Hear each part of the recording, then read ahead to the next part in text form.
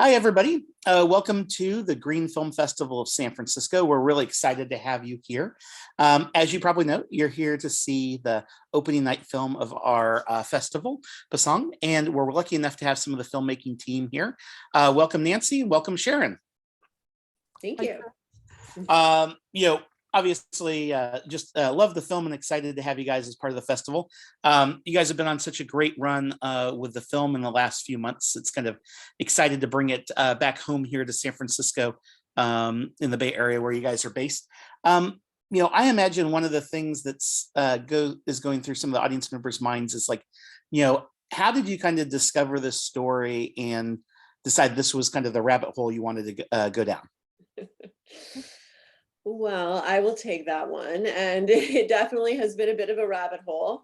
But I discovered this film I discovered Pasang over 10 years ago when I was having dinner with my sister and her relatively new husband, Dorji, Dorji Sherpa.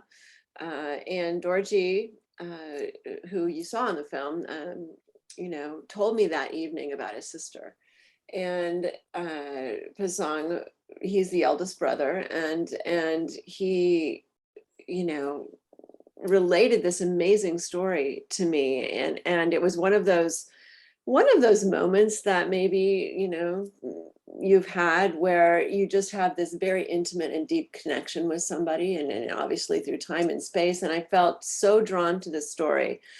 Dorji had actually wanted to make a film previously, but really, didn't know how to do it. He had a family friend, Rick Tejada Flores, and Rick, together with Vicente Franco and Dorji, went to Nepal back in the 90s and shot some of that old footage that you see. Oh, wow. But then they came back and were not able to get funding, and so it all just went in a box up on a shelf. And so after I had this dinner with Dorji and my sister Karen, I was just really deeply moved by Pasang's story and carried it around with me for a while, and really felt like I wanted to tell it. And so long story, and 10 plus years later, here we are with this film.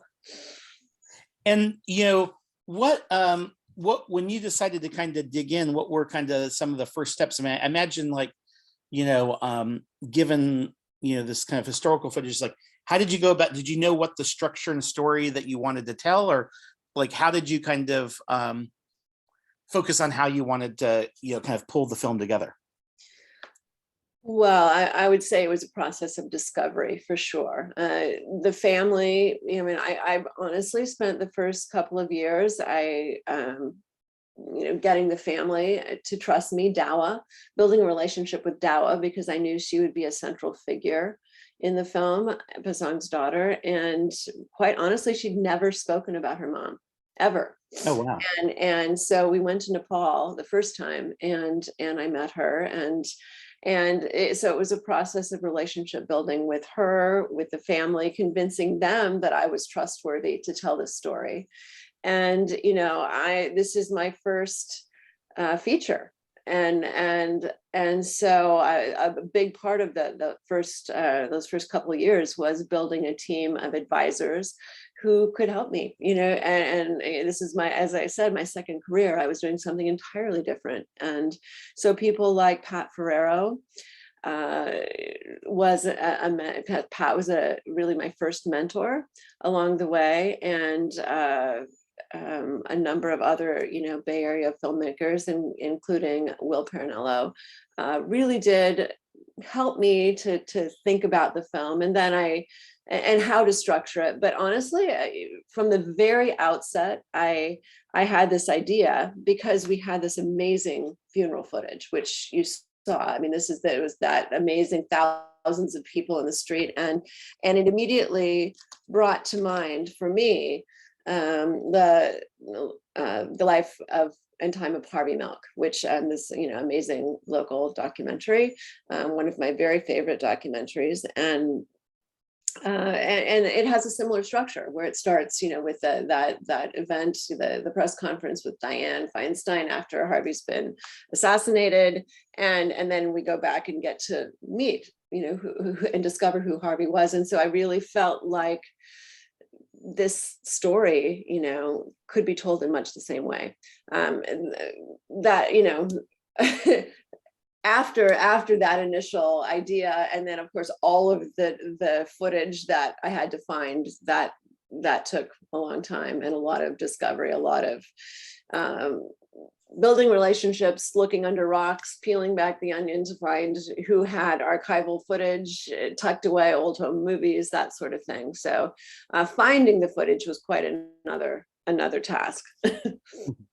That might be a good way to kind of pivot of like what things, obviously there was this kind of idea that you all fell in love with, what are some of the surprises that you discovered, I guess, over the course of this journey, and things that you just, that you ran across that you just didn't expect? No, Sharon, do you have anything to share on that? Sure. Well, I thought the story was fascinating when I came onto the project about what year, I forget. Anyway, I was on pre-COVID. Yes. So I came on relatively late. And once I saw the footage of Pasang and started to understand sort of the scope of what was happening in Nepal at that time, I was just really fascinated because, I realized, and that was one of the things we wanted to build out, is her goals for herself expand while her country's becoming more sort of politically engaged. And so there's this sort of parallel development. And, she starts to want to represent Nepali women, whereas, initially she just wanted to climb for herself, and the country's seething. And anyway, it was really fascinating. And I just learned so much, which is one of the reasons I love making documentaries, working on it.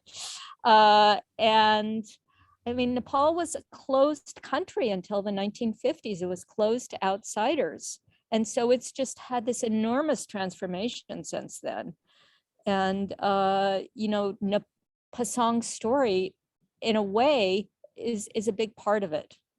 And then, of course, I learned so much about climbing and what it meant. And but I guess, the big thing was understanding what it meant for her. And that was sort of the discovery that kind of helped us thread through, rather than taking outsiders' points of view, seeing what it meant to her and what it meant to people who knew her. So.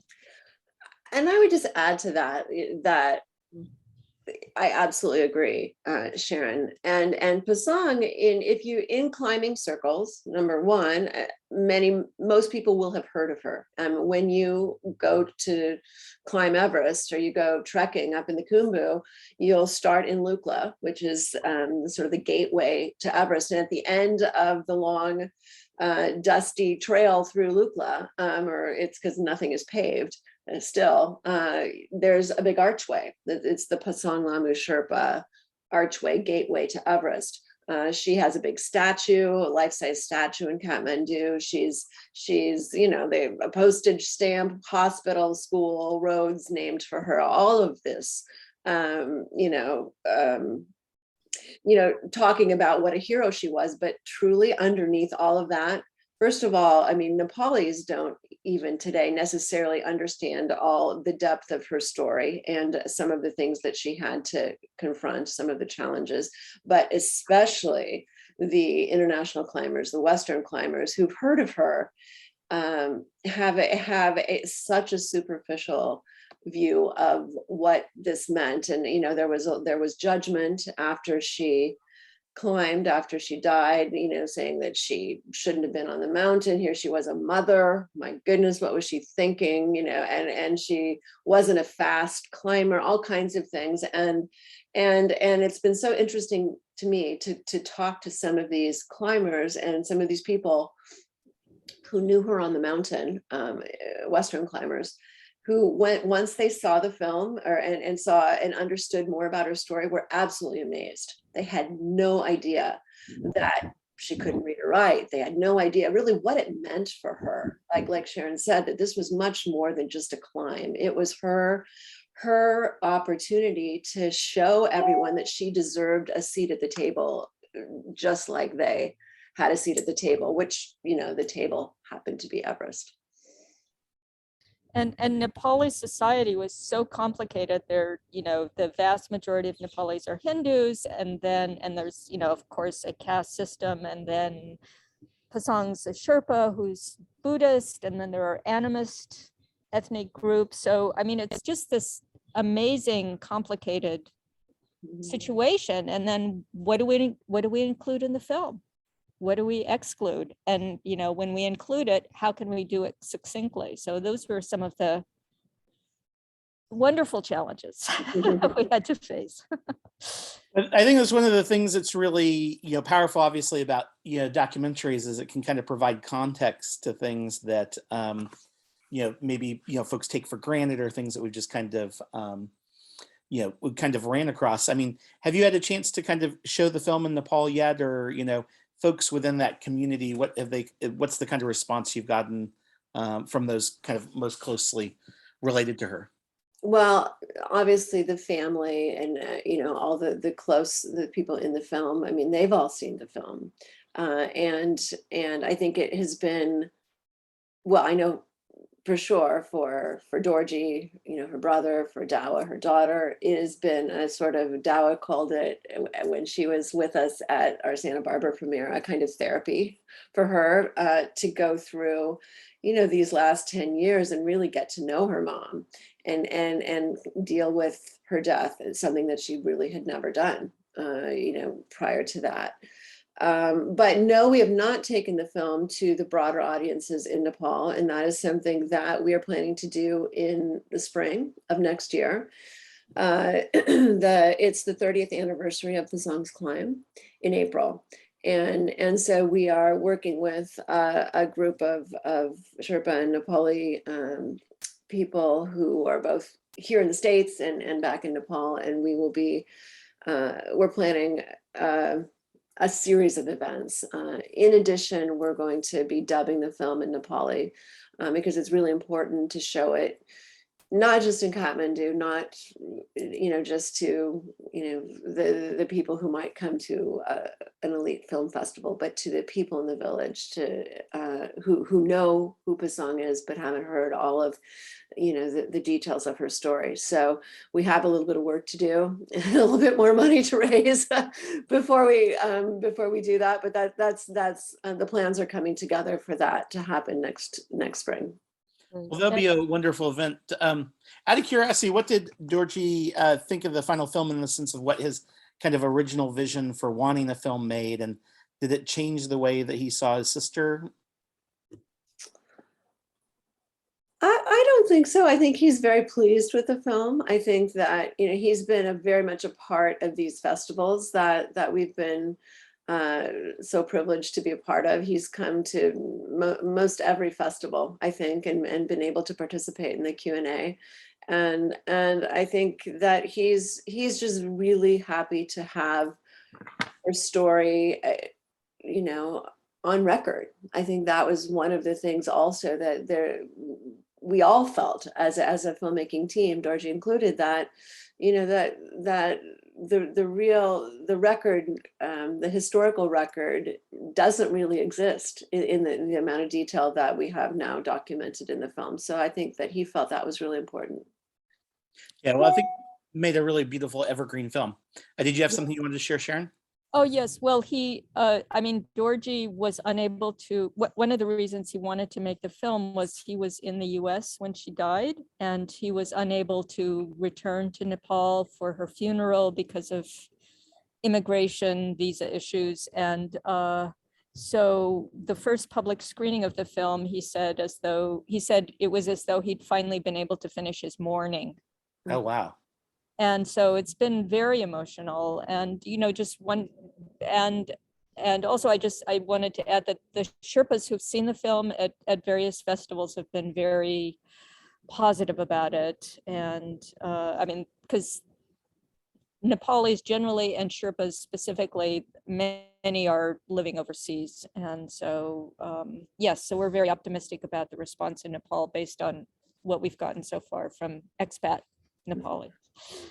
Very cool. Well, thanks again for sharing the film with us. And, one of the things I always kind of try to remind our audience is that, we viewers at film festivals are kind of the kind of grassroots street team for, filmmakers like you all. So as we kind of leave the theater or finish watching the film at home, what are some ways we can kind of help spread the word about the film or continue to follow its journey?